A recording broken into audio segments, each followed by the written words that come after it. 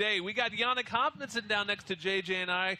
#2 player in the country, Yannick now. No more Steve Johnson, no more Daniel Nguyen, no more Ray Sarmiento. What's it like having to be your team? It's difficult, you know. It's different. It's difficult, but I mean, I practiced with Stevie today actually, so it's funny to have them come back sometimes in practice. I'm trying to lead this team as they did because they did an amazing job, and I'm trying to learn from these guys. And I'm just happy that, you know, I can contribute like they can.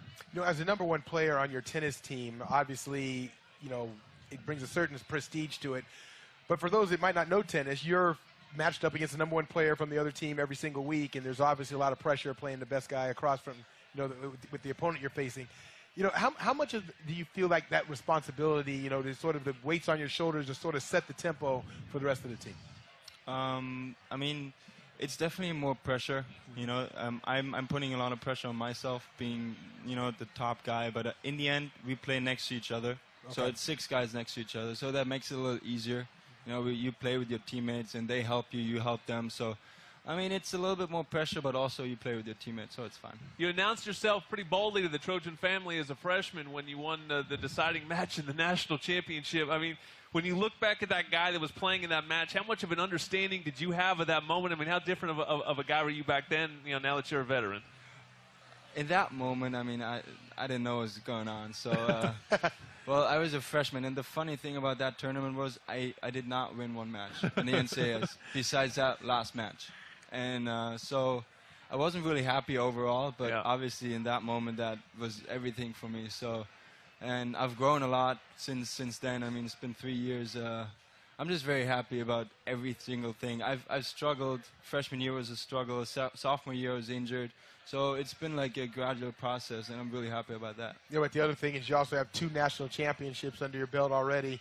You know, it's an individual sport being tennis, but what's the feeling of winning a national championship with your teammates, you know, that at the end, running on the court, understanding that you're the best tennis team in the nation? Oh, there's no other feeling like that. I mean, it's just the greatest thing. I mean, I was just thinking about it. Sometimes when you have bad days or whatever, you just have bad moments. But these 2 things, they can lift you up every time, every second. It's just amazing. Still stays with you. Yeah, it stays with you your whole life, I guess. Well, you know, you're a 2-time national champion, but, you know, you're a German, so you're a world champion now. Congratulations on the World Cup. Did you make it back home at all this summer, enjoy the party? And how did we get you here from Germany? I'm wondering what your recruiting story is. It was interesting. So, I don't know if you guys know, there's this golfer girl, Sophia Papa. Sure, yeah. And she's from the hometown, from my hometown. Oh, from the same town. Yeah, and we've known each other, our families have known each other.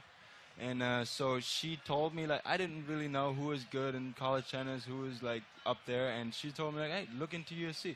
I'm like, okay, well, and then me and my dad, we took a trip to a couple other schools in USC. And after I visited this campus, I was just like, I have to come here.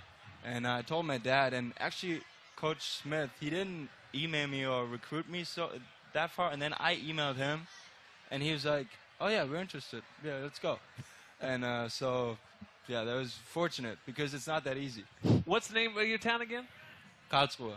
Two kids from the same town go all the way to Los Angeles and both win national championships. Yeah. What are the odds of that? That's pretty funny, yeah. we talk about that a couple times, yeah.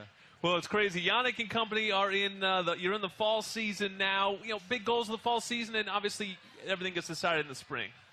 Yeah, it does.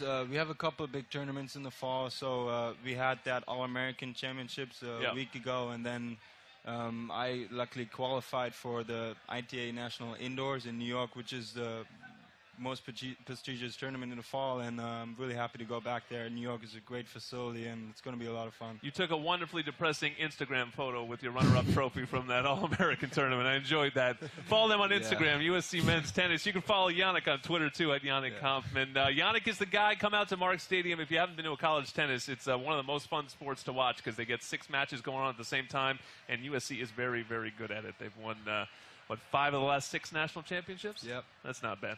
Yep. Coming up, we're going to get back to a little football. JJ's going to give his mid-season report card for the football team. You're listening to The Beast 980.